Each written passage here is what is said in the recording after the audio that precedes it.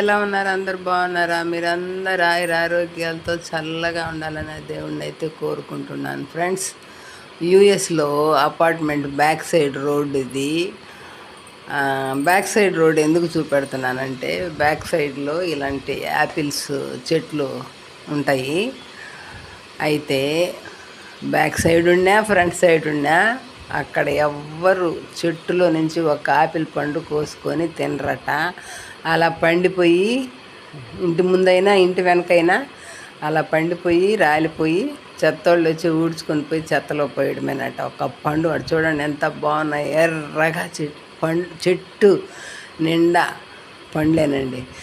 ఇంటి చెట్టు వైద్యానికి పనికిరాదనే సామెత దీనికి ఉపయోగపడుతుందండి. అదే వాళ్ళు మళ్ళీ బజార్కి వెళ్ళి వాల్మార్ట్లలో అక్కడ ఇక్కడ కొనుక్కొచ్చుకొని తింటారు మళ్ళీ ఆపిల్స్. అదే భూమిలో నుంచి చెట్టు మొలిసి ఆ చెట్టుకి శుభ్రంగా ఎర్రటి పండ్లు పడితే అవి నచ్చవట. మరి ఏమిటో మరి అక్కడ వాళ్ళు తినరు అని చెప్పి తెలిసింది.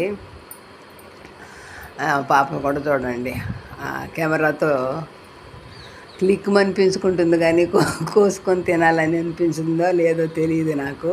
ఫోటోనో వీడియోనో తీసుకుంటుంది ఆ పాప. అదండి విషయం.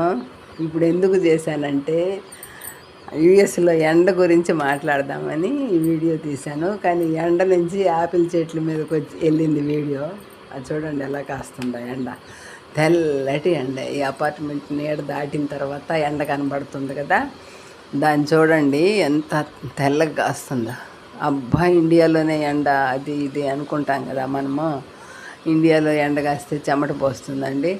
ఆ చెమట పోసినప్పుడు ఫ్యాన్ కింద ఉంటే అది ఆరేంత వరకు చల్లగా హాయిగా ఏసీలో ఉండేటుంటుంది.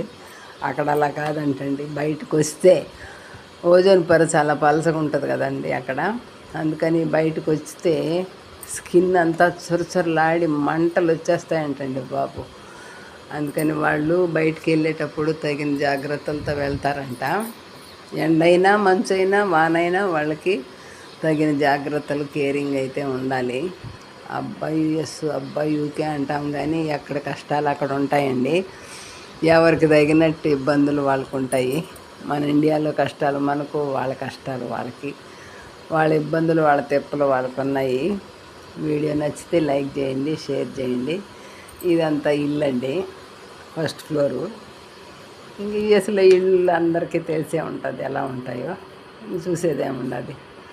అది చూడండి, అదొక హాల్ ఏమో, డైనింగ్ టేబుల్,